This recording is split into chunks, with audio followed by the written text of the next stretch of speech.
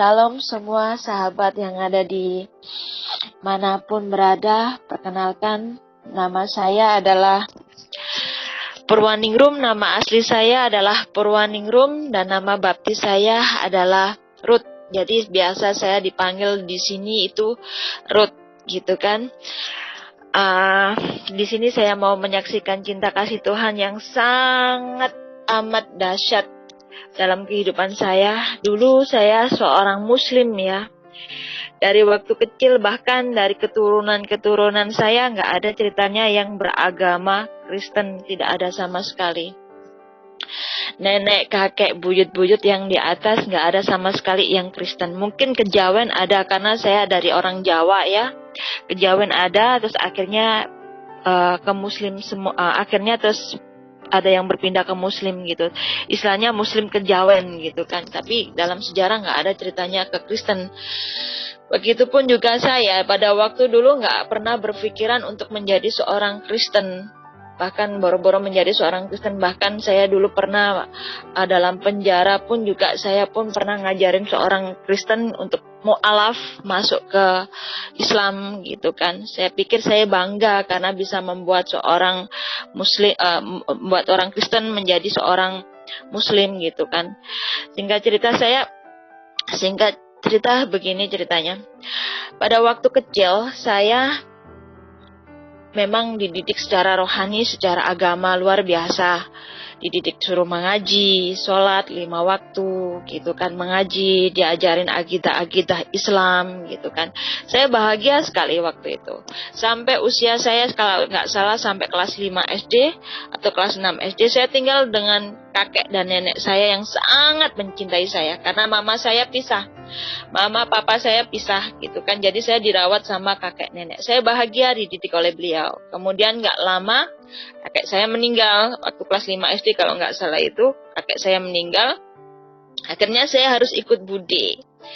Ikut bude itulah karena bude pekerjaan suaminya nggak bagus, masih honorer gitu kan. Ya akhirnya saya harus diikutkan oleh saudaranya Pak D saya juga. Saya harus ikut orang lain, diangkat anak oleh orang lain juga. Saya tinggal di sebuah desa. Dan disitulah saya mengalami suatu permasalahan pada waktu itu yang nggak mau saya sangka. Saya jatuh dalam lingkungan yang nggak bagus istilahnya. Lingkungan teman-teman saya bagus. Disitulah saya mulai mengenal namanya pil koplo atau apa. Yang mengenalkan bukan dari orang lain atau teman-teman, tapi dari keluarga sendiri. Cuman saya nggak mau membahas itu karena nggak mau membahas itu. Singkat cerita saya di situ mulai mengenal yang namanya nipam, yang namanya pil koplo, namanya ganja di situ. Terus waktu itu nggak lama kemudian, saya setelah lulus SMP, saya masuk ke SMA. Nah, di SMA di situ saya berinisiatif ingin mencari papa kandung saya. Kata tetangga, kata orang-orang, papa saya kaya banget, gitu kan. Papa saya disuruh nyari, kamu sudah besar, sudah mau 17 tahun, sudah sana kamu cari siapa papa kamu, gitu kan. Papa kakak kamu kaya, gitu kan. Nenek kamu kaya, papa kamu kaya, gitu. Yang namanya anak ya kepingin ketemu dengan papanya, gitu kan. Akhirnya saya nyari papa saya di usia 17 tahun itu, hampir 17 tahun, 16 tahun saya nyari. Akhirnya saya nyari papa saya, seneng gitu kan ketemu. Akhirnya tibalah waktunya ketemu papa saya seneng. Saya di sekolahan pun juga datengin papa saya 17 tahun. 17 tahun gak ketemu, jadi ketemu papa saya itu kayak drama gitu kan. Seneng banget, wah benar papa saya ternyata kaya, keren nih gitu kan. Tapi kebahagiaan itu gak lama.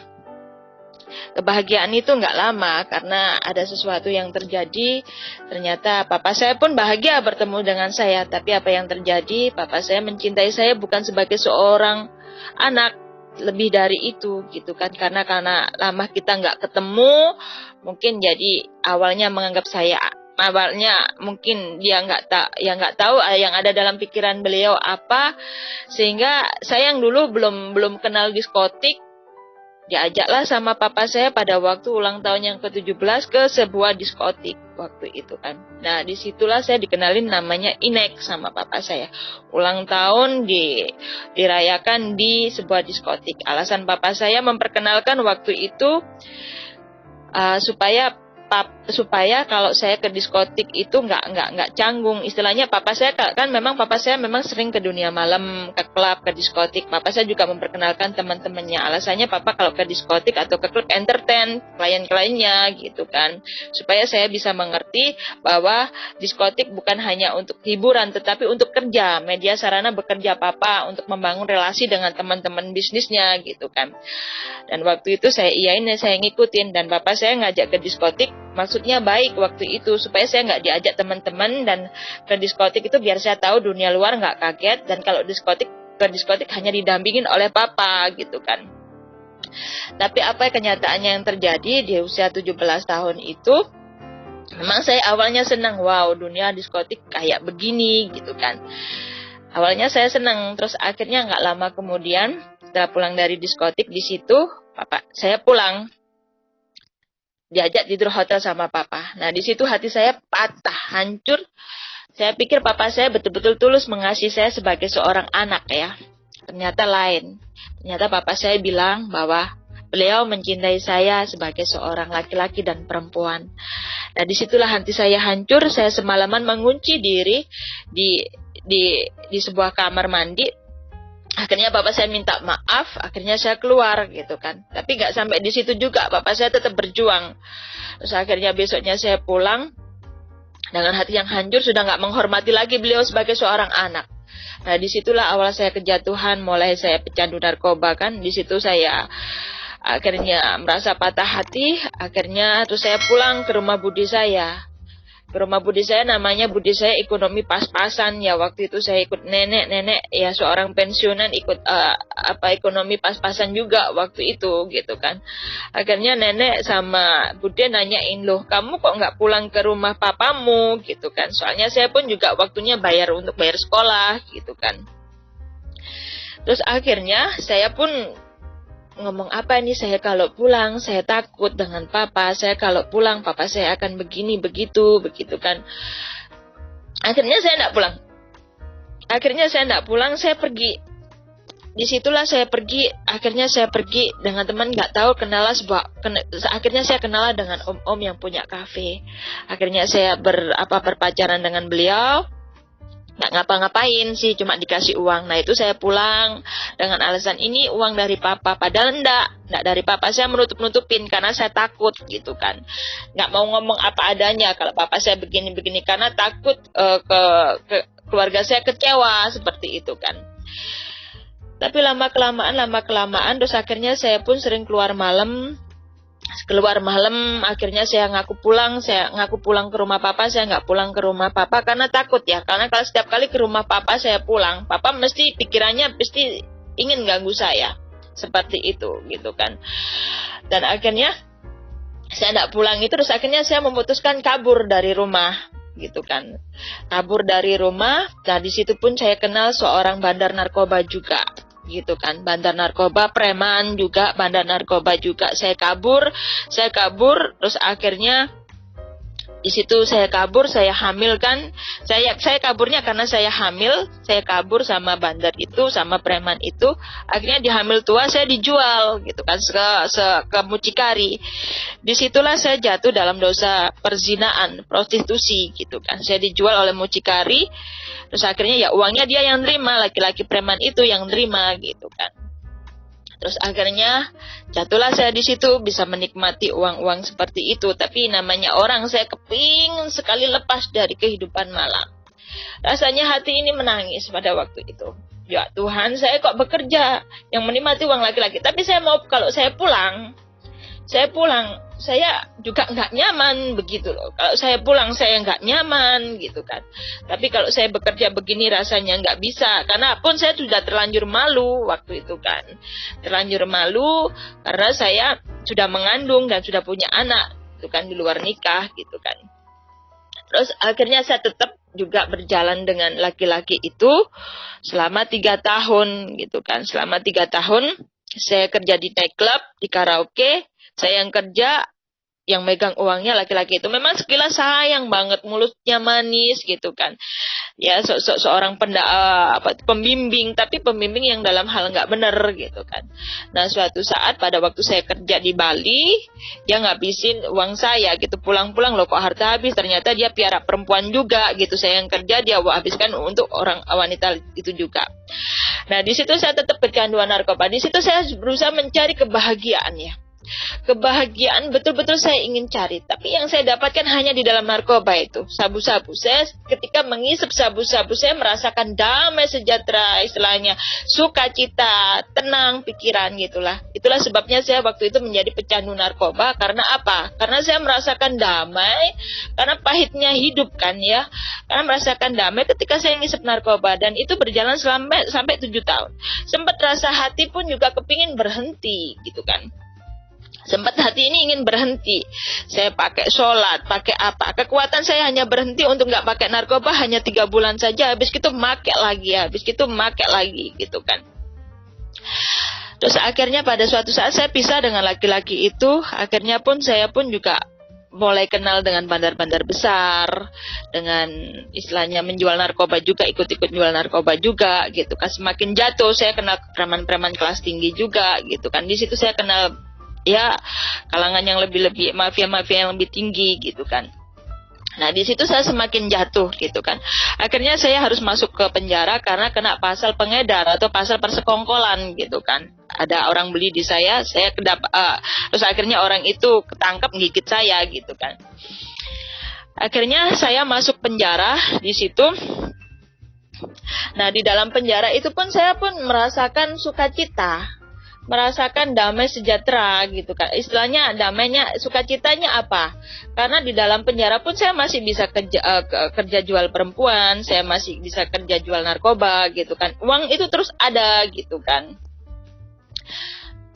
Terus akhirnya pada saat itu saya ada seorang teman, dan teman itu manggil pendetanya datang untuk besuk saya gitu kan. Langsung saya diinjilin. Nah, saya diinjilin, beliau berkata seperti ini. Dia berkata apa saya nggak ingat. Saya ada 3 kali atau nggak 4 kali pertemuan. 3 kali pertemuan kalau nggak. Waktu teman saya dibesuk saya diajak. Waktu teman saya dibesuk saya diajak.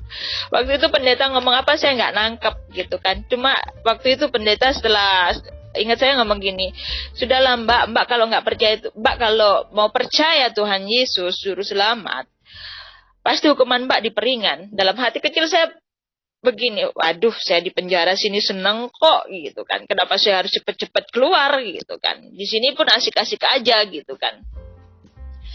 Terus akhirnya pendeta ngomong apa-apa nggak masuk, dia ngomong Injil nggak masuk. Tapi satu yang saya masuk, nggak tahu nancep di pikiran saya. Pendeta itu ngomong gini, sudahlah mbak, jika mbak nggak percaya Tuhan Yesus juru selamat, nggak percaya Tuhan Yesus adalah manusia, jika mbak dalam keadaan masalah berat, berbeban berat, jatuh dalam dosa paling dalam, atau masalah apapun, mbak berdoa pakai 2 agama, Tuhan mana yang menyelamatkan mbak, ya Tuhan itu yang mbak harus ikuti gitu kan. Tuhan yang mana yang menjawab doa mbak, ya itu yang harus mbak ikutin gitu kan. Itu yang nancap di pikiran. Pertama-tama saya nggak sadar kalau perkataan itu nancap di pikiran saya gitu kan. Habis dikunjungin saya dikasih uang gitu kan. Habis dikunjungi saya dikasih uang gitu kan. Akhirnya sampai sel saya belikan narkoba lagi gitu kan. Akhirnya gitu terus. Terus pada suatu saat saya akhirnya harus setelah vonis 1 tahun. Setelah saya sidang vonis 1 tahun, saya harus dibuang di Malang mau nggak mau. Rasanya hati saya nggak kepingin dibuang di Malang gitu kan. Karena saya pikir wah di penjara Medaeng Surabaya sini rasanya enak banget gitu kan. Terus akhirnya saya harus dilepas, saya harus dilayar di Malang. Nah, tapi sebelum saya dilempar dibuang di Malang, saya sempat pada waktu itu perjumpaan ilahi, nggak tahu saya merasa ada teman saya pada waktu itu, ada teman saya yang Kristen ngajak saya pergi ke gereja ke gerejanya penjara di situ kan. Nah di situ waktu saya itu memang nggak ngerti, teman-teman bilang, oh ada acara Paskah, ayo yuk datang yuk. Terus akhirnya saya pun juga, oh iya ikut. Itu cuma ikut-ikutan aja, nggak ada dasar apa-apa gitu kan. Ikut aja, ikut masuk di gereja. Nah nggak tahu di dalam gereja tersebut saya tiba-tiba sekali begitu masuk di dalam gereja melihat orang nyanyi puji-pujian, rasanya air mata nggak terbendung, nangis terus. Saya nggak tahu itu apa. Sampai saya nangis itu nggak bisa berhenti, saya malu sendiri. Sampai saya, kalau saya ketahuan menangis begini nanti ditanyain semuanya, saya kenapa ini? Saya bingung jawabnya, gitu kan. Tapi air mata ini nggak bisa dibendung gitu loh. Ada orang nyanyi, ada orang khotbah, ada orang apa, rasanya nggak bisa ketahan gitu kan. Terus akhirnya ada pelayan-pelayan Tuhan ada berdiri di pinggir saya dikasih tisu banyak-banyak, saya ambilin. Saya dalam hati, aduh Tuhan, ya Allah saya malu sekali di sini gitu kan. Kenapa saya nangis terus? Kalau orang tanya saya kenapa, saya jawab saya inget rumah aja deh. Padahal waktu itu saya nggak inget rumah sama sekali, nggak tahu itu menangis karena apa. Cuma sekarang setelah tahu bahwa itu katanya zaman Roh Kudus, iya memang benar. Karena pada waktu itu rasanya sedih juga enggak, bahagia juga enggak, sadu gimana begitu rasanya, ya pengen aja menangis yang enggak henti gitu kan. Terus akhirnya setelah ibadah kebaktian Paskah selesai, saya kembali ke sel, sudah nggak terjadi apa-apa. Teman-teman di situ baik-baik, nggak ada yang fanatik begitu, nggak ada sih. Akhirnya di situ pun saya menjalani hidup ya masih sholat, di situ pun juga masih sholat. Bahkan pun saya di dalam penjara itu pun pernah ada yang ada seorang Muslim, ada seorang Kristen minta suruh ngajarin saya ngaji, saya ajarin ngaji dia gitu kan. Saya ngomong bahwa Islam adalah agama yang paling sempurna begini bla bla bla bla. Akhirnya saya ajarin, ya meskipun ngaji saya nggak bagus tapi bisalah sedikit gitu kan. Dikit sekali, nggak lancar gitu kan, hanya sekedar tahu gitu kan. Terus akhirnya saya harus dibuang di Malang. Nah disitulah di Malang saya bermaksud ingin mendekatkan diri sama Tuhan. Di Malang saya nyoba untuk sembahyang, sholat tahajud, betul-betul ingin bertobat di Malang. Tapi apa yang terjadi? Namanya penjara wanita. Penjara wanita itu full semua. Penghuninya tidak ada yang laki-laki, penghuninya itu cewek semua. Dan di situ mayoritas yang normal bisa menjadi lesbis, 90%, 80% yang normal bisa menjadi lesbi di sana. Dan saya pun sebelum berangkat, sebelum dilempar di Malang, saya diingatkan sama teman, hati-hati kamu ya di Malang, jangan sampai kamu lesbi loh di sana. Oh, enggak mungkin saya lesbi. Karena apa? Saya ini normal, saya masih cinta laki-laki gitu kan. Saya masih suka laki-laki, enggak mungkin saya lesbi gitu kan. Tapi apa yang terjadi? Saya di Malang itu ditaksir oleh wanita tomboy tapi cantik banget. Wanita tomboy Cina cantik banget. Terus akhirnya wanita itu ngomong sama saya, cinta sama saya gitu kan. Secara manusia secara nalar, saya tahu bahwa itu enggak baik. Tapi hati saya nggak bisa menutup-nutupi kalau saya itu pun juga cinta sama dia. Sampai ingin hati rasanya itu menjawab, iya aku cinta. Tapi akal saya itu bicara gini, jangan, kamu itu sudah busuk, sudah apa, janganlah kamu tambahin lagi seperti itu. Kasihan nenek kamu, kasihan bude kamu, gimana mereka kalau kamu pulang-pulang lesbi gitu kan. Pikiran saya bicara seperti itu. Tapi dalam hati, aduh gak bisa tidur, sampai malam hari gak bisa tidur. Akhirnya saya putuskan untuk semakin giat, semakin teguh mencari Tuhan Allah gitu kan. Akhirnya saya sembahyang semakin teguh, saya sampai puasa demi menghilangkan rasa cinta saya ke perempuan itu. Saya puasa Senin Kamis, saya sholat tahajud. Tapi apa yang terjadi? Semakin saya sembahyang, semakin saya sholat, semakin cinta saya sama perempuan itu. Akhirnya pada suatu saat saya nggak kuat. Karena apa? Bahkan sampai tidur pun saya termimpi-mimpi wanita itu. Akhirnya dalam sholat saya nangis sama Tuhan. Saking nggak kuatnya ya. Akal saya tahu bahwa itu dosa.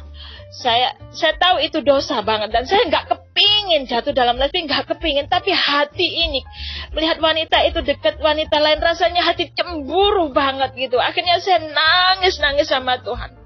Saya berdoa sama Allah, ya Allah tolong saya, ya Allah. Nggak ada jawaban. Akhirnya saya tambah cinta sama wanita itu. Saya sholat tahajud nggak ada jawaban, saya tambah cinta sama. Akhirnya pada suatu saat saya pakai ruku, saya pakai mukna, saya ingat perkataan pendeta itu menancap di pikiran saya tiba-tiba. Saya ingat perkataan pendeta, kamu berdoa pakai nama dua Tuhan. Tuhan mana yang menjawab engkau, berarti Tuhan itulah yang kau sebut.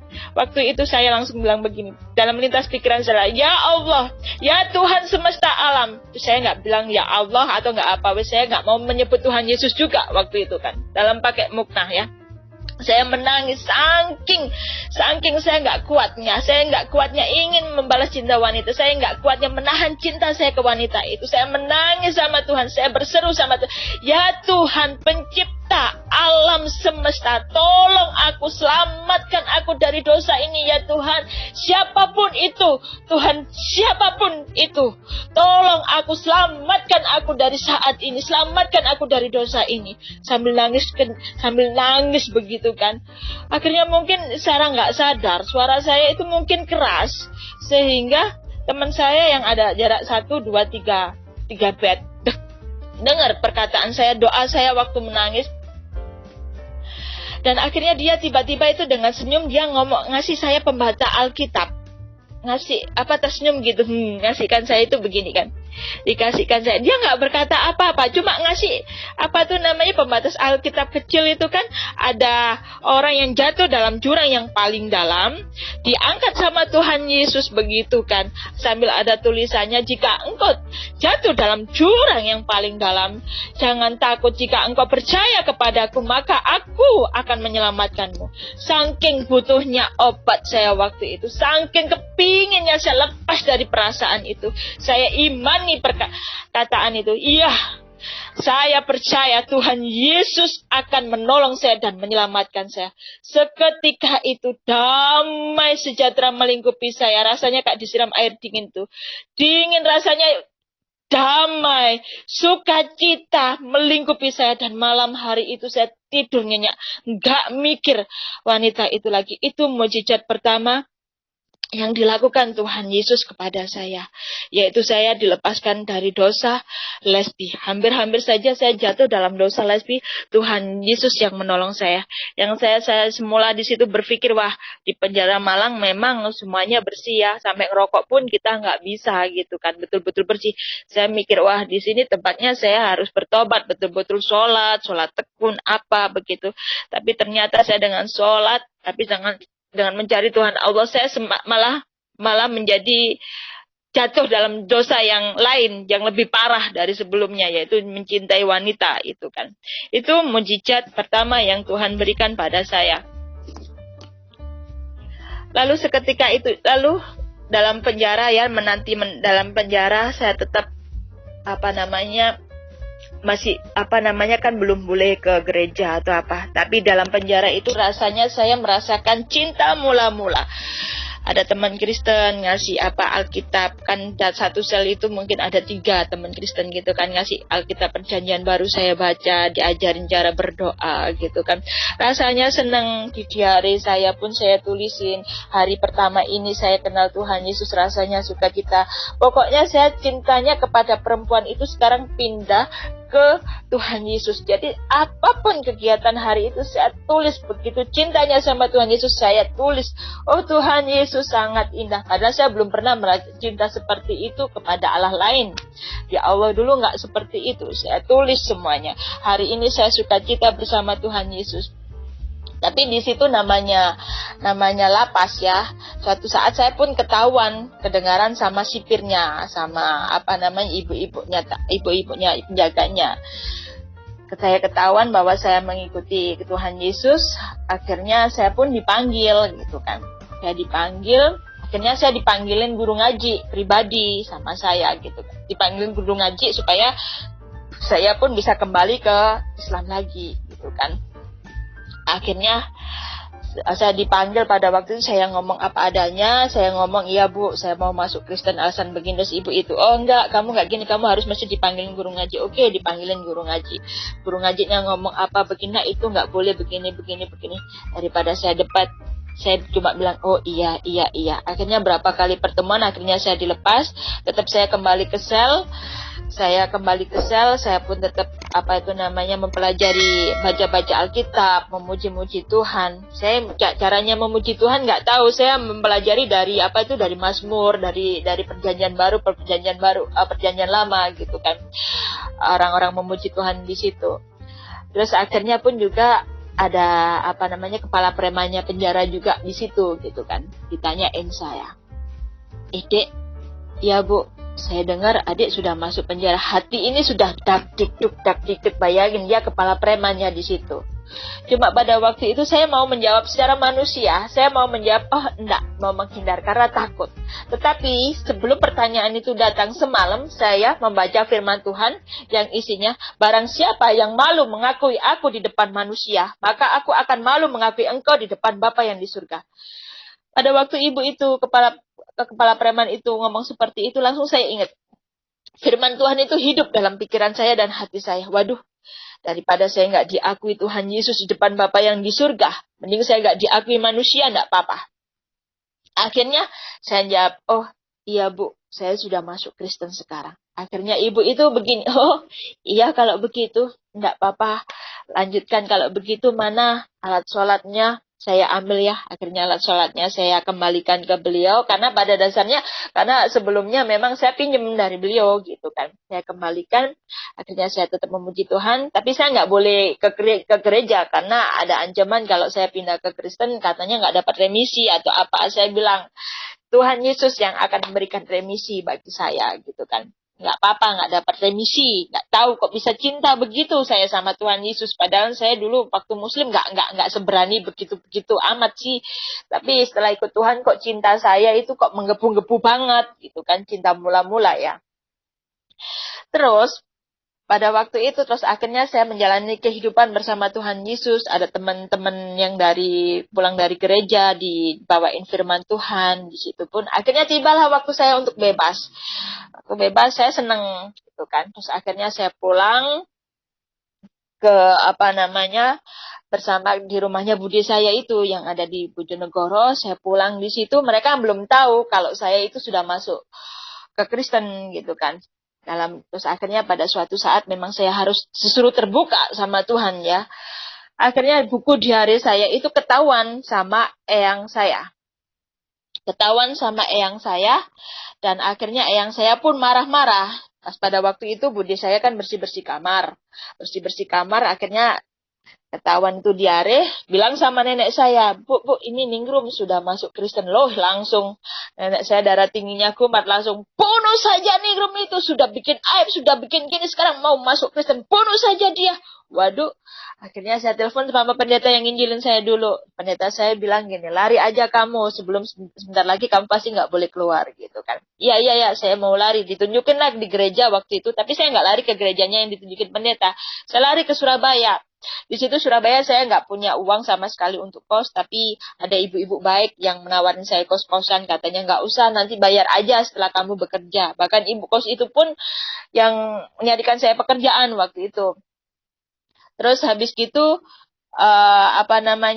saya mencari gereja terdekat di kos-kosan saya. Ketemulah gereja GPT Pantai Costa, dan saya dididik, dibesarkan, iman saya bertumbuh di situ, dan ketemu suami saya pun di situ. Suami saya ketua kaum mudanya situ dulu ya. Nah, di situ. Tapi namanya teman saya waktu kembali ke Surabaya. Nah, disitulah saya masih belum bertobat 100%. Teman-teman dulu bahkan yang teman-teman dulu yang biasa saya nggak tahu narkoba, yang saya ajarin narkoba, marah sama saya. Oh enggak, saya sudah bertobat. Ganti saya diculik dalam arti dulu kamu yang kasih saya sabu-sabu gini, sekarang kamu ikut saya gitu kan. Enggak, kamu harus pakai. Akhirnya saya pakai juga. Tapi apa yang terjadi setelah saya pakai? Dulu biasanya saya pakai narkoba, pakai sabu-sabu, rasanya sukacita, damai sejahtera. Tapi nggak tahu setelah kenal Tuhan Yesus, saya pakai sabu-sabu, rasanya dalam hati itu pingin berdoa terus. Pengen menyembah terus, rasanya minta ampun. Oh, ampuni saya Tuhan, ampuni saya Tuhan waktu itu kan. Terus akhirnya waktu saya kok pakai sabu-sabu kok begini ya rasanya. Terus akhirnya saya putuskan berhenti, tidak pakai. Dan akhirnya saya pun juga tetap pergi ke gereja juga, besoknya pergi ke gereja. Besoknya saya pergi ke gereja juga, dan setelah saya pergi ke gereja waktu itu ibadah tutup buka tahun ya. Waktu itu ibadah tutup buka tahun, saya habis ke gereja, saya dan teman-teman pergi ke diskotik gitu kan. Pergi diskotik. Maksud hati pergi diskotik memang mencari sukacita gitu kan. Gak tahu pada waktu itu, padahal saya kenal Tuhan, tapi kok masih aja ndablek gitu kan ya. Terus habis gitu, saya pergi ke diskotik pada waktu itu bermaksud ingin sukacita, happy sama teman. Saya beli inek, saya bayar tiket mahal karena tahun baru kan di situ. Nah, di waktu saya on berat, saya mikirnya saya pengen bahagia, pengen happy pada waktu itu. Apa yang terjadi? Saya dikasih penglihatan ilahi. Setelah saya on berat, saya kencing, saya geleng-geleng kepala gini, saya buka mata. Ya Tuhan, saya kaget sekali. Ternyata apa? Saya melihat semuanya yang ada di diskotik itu menyembah setan. Sambil ada DJ yang ngomong asik, lalu kayak semua jemaah setan, kayak semua manusia itu terhipnotis oleh setan, bilang enak gitu. Saya kentara sekali, waduh Tuhan, mereka terhipnotis oleh setan. Oh tidak Tuhan, ampuni saya Tuhan. Nah di situ saya satu malam seperti rasanya kayak gak enak sekali. Oh Tuhan, ampuni saya Tuhan, saya mau pulang Tuhan, saya mau pulang Tuhan. Akhirnya teman saya kaget, gila, kamu gini mau pulang ya, kamu gini, kok mau pulang sih kamu, ini bayar tiketnya mahal, terus ini begini kamu kok mau pulang? Tidak, saya mau pulang hari ini juga, saya mau pulang. Yang teman saya gak ngizin, saya harus tinggal di situ dengan keadaan berdoa terus. Tuhan ampuni aku, sambil berdoa sambil menangis, ampuni saya Tuhan, ampuni saya. Terus akhirnya pulang. Itu mujizat kedua, Tuhan lepaskan saya dari narkoba. Yang semulanya 7 tahun saya pecandu narkoba. Saya sudah, dulu bude saya kepingin saya lepas dari narkoba. Ya bude saya itu memang suka pergi ke dukun gitu kan ya. Biasa kan orang-orang Jawa gitu, orang pinter gitu kan. Rokok saya dikasih minyak atau apa supaya saya nggak pecandu narkoba lagi. Kamar saya dikasih apa. Tapi apa yang terjadi, saya tak mendablek. Nenek saya yang sholatnya nggak terima 5 kali sehari, sholatnya tekun sekali, bahkan ada 7 kali, 10 kali kan ada sholat sunnah apa gitu kan, dilakuin demi saya supaya bertobat. Dia lakuin wiritan, dia lakuin apapun supaya saya bertobat. Ternyata apa yang terjadi, saya makin larut gitu kan. Mama saya ketemu saya, ayo kamu masuk dalam kamar, wiritan 1000 kali, wiritan ini, wiritan itu. Apa yang terjadi, saya bosan terus, dan saya tetap nggak bisa ngilangin itu narkoba. Saya merasa waktu itu damai sejahtera hanya dari narkoba itu. Tapi setelah saya terima Tuhan Yesus, saya tahu damai sejahtera yang asli dan sejati dari Tuhan Yesus. Saya merasakan saya pakai sapu bukan lagi damai sejahtera. Rasanya nggak enak. Saya pakai ini pun rasanya nggak enak banget juga. Itu adalah mujizat yang kedua.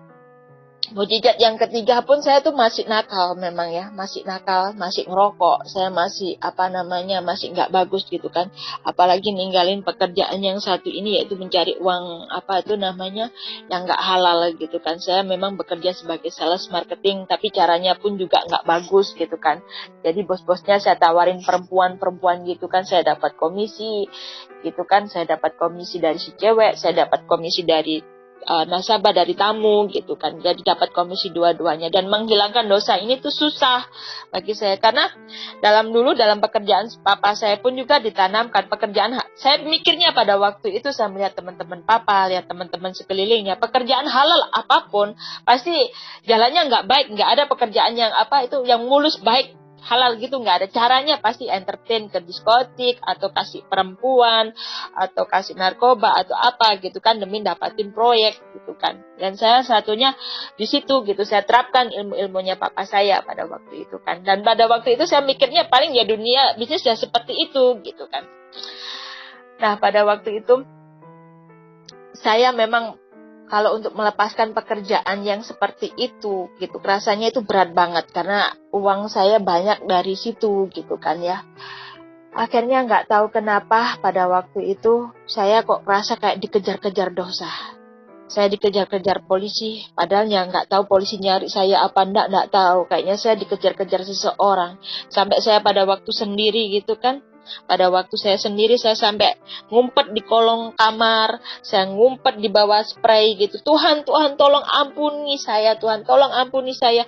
Saya lari ketakutan. Di saat yang saya terakhir kali ketakutan itu, saya nggak tahu, kayak ada seorang polisi telepon, dia nggak tahu maksudnya apa gitu, dan ada seorang nelpon, saya tiba-tiba ketakutan sendiri gitu kan. Ketakutan sendiri, akhirnya saya lari di bawah kolong, lari, pokoknya sembunyi, berusaha menyembunyikan diri gitu, tapi nggak ketemu. Akhirnya saya sambil, Tuhan tolong saya, lepaskan saya dari ini, Tuhan tolong saya, lepaskan dari ini Tuhan, ya Tuhan ampun Tuhan, saya mau berhenti, saya mau bertobat Tuhan, tolong saya, lepaskan saya mau berhenti, saya mau bertobat Tuhan gitu kan. Seketika itu saya ngomong, Tuhan saya berhenti, saya mau bertobat. Akhirnya saya buka selimutnya itu, saya kembali, saya datang ke gereja pada waktu itu. Bilang sama Bapak Gembala, Om saya mau ikut pelayanan ke pemulung-pemulung, saya mau ikut ikut pelayanan ke orang-orang miskin gitu. Akhirnya saya mengikuti pelayanan Bapak Gembala ke pemulung-pemulung. Bapak Gembala waktu itu nggak tahu pekerjaan saya aslinya bagaimana. Bapak Gembala melihatkan, Ruth, lihat itu ya. Ada orang miskin, mereka pemulung, nggak punya rumah, mereka nggak pakai sendal dekil, mereka tetap sukacita. Saya tanyain gini kan, saya jadi WL-nya waktu itu kan. Saya tanya, sukacita ibu-ibu, sukacita kak. Waduh, wah haleluya, mereka sukacita Tuhan, padahal mereka dekil, nggak pakai sepatu begitu, tapi mereka sukacita. Di situ iman saya dikuatkan. Bapak pendeta akhirnya berkhotbah, kita hidup bukan dari roti, tapi kita hidup dari firman Allah. Di situ iman saya, di situ firman itu nancip dalam hati. Rasanya saya punya bekal gitu, punya energi. Ya, saya hidup bukan dari roti, tapi saya hidup dari firman Allah. Disitulah saya punya kekuatan melepaskan segala dosa saya. Saya yakin saya bisa hidup. Saya nggak melihat, nggak melihat nanti makan apa, gini apa. Semuanya dulu sempat khawatir. Saya sudah terlanjur kehidupan glamor, kayak begitu gitu kan. Kalau saya harus lepaskan, harus bagaimana gitu kan. Akhirnya saya bermodalkan satu firman yang menancap dalam diri saya itu, kayak makanan rohani itu ada dalam diri saya itu. Rasanya hati setiap kali mau grogi, mau khawatir, mau apa, tidak. Saya hidup dari firman Allah. Saya hidup bukan dari roti, tapi saya hidup dari firman Allah. Kebukti sampai saat ini Tuhan pelihara saya, dan 12 tahun saya sudah bertobat, mengikut Tuhan. 2008 saya dibaptis sampai sekarang. Bukti dulu saya sempat ngetes. Saya sempat ngetes Tuhan, begitu Tuhan Yesus waktu awal-awal. Nggak pakai narkoba. Tuhan, saya dulu di Muslim itu paling berhenti itu 3 bulan. Jajal saya ikut Tuhan Yesus berapa lama sih saya berhenti ini gitu kan. Tapi lambat-lambat, sudah 1 tahun. Lambat-lambat lagi, sudah 3 tahun gitu kan. Dengan mujizat demi mujizat. Tapi mujizat bukan dalam segi materi, bukan segi dengan segi keubahan rohani.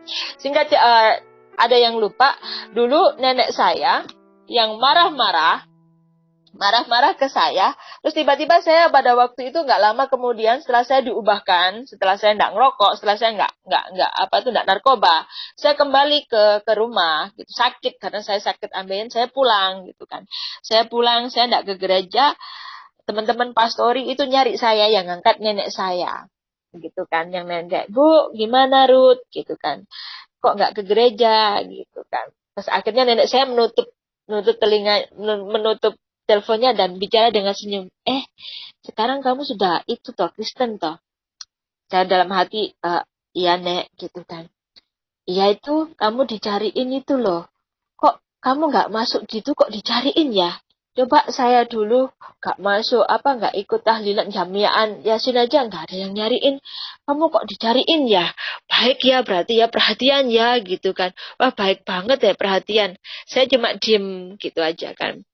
Terus akhirnya nggak lama kemudian setelah saya diubahkan, saya sudah bangun pagi, nggak ngerokok, sudah bisa memberi pemberian, ngasih uang gitu kan ke orang tua yang dulunya semulanya hanya menghabiskan gitu kan.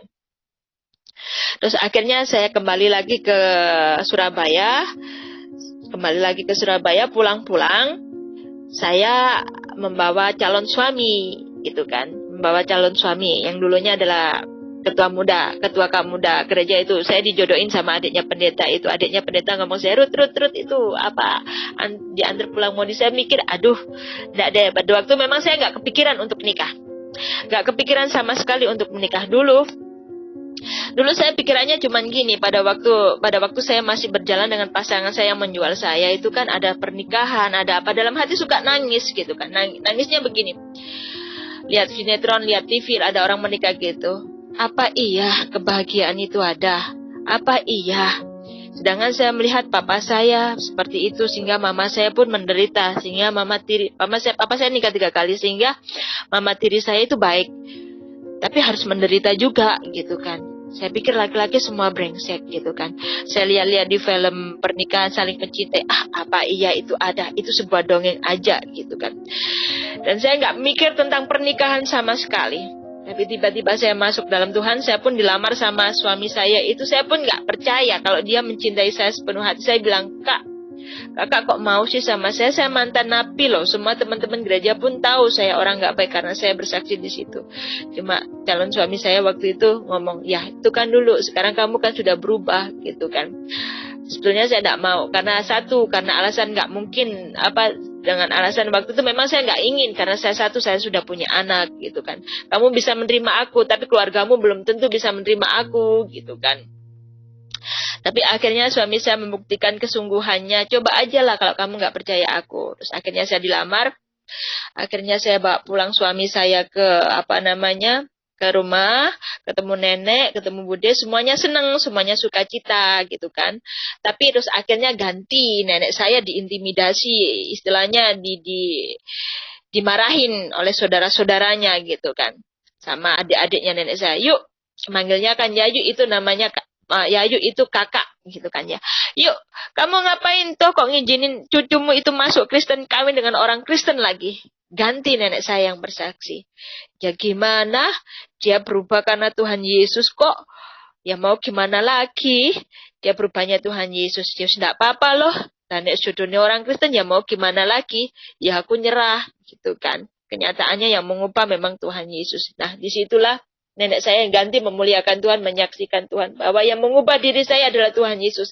Sehingga beliau mengizinkan saya masuk ke Kristen gitu kan. Akhirnya nggak disangka-sangka di pesta pernikahan saya, seluruh keluarga besar saya yang dulunya, ya memang saya menjauhkan diri dari keluarga besar karena saya tahu siapa saya dulu. Saya seorang yang istilahnya memang membawa nama buruk, istilahnya saya itu seperti air comberan, sampah masyarakat lah. Memang keadaannya seperti itu gitu kan. Saya terkagum-kagum. Beliau semua yang sepuh-sepuh, yang sudah tua, datang ke pernikahan saya, yang mereka semulanya nggak pernah sama sekali nginjek gereja.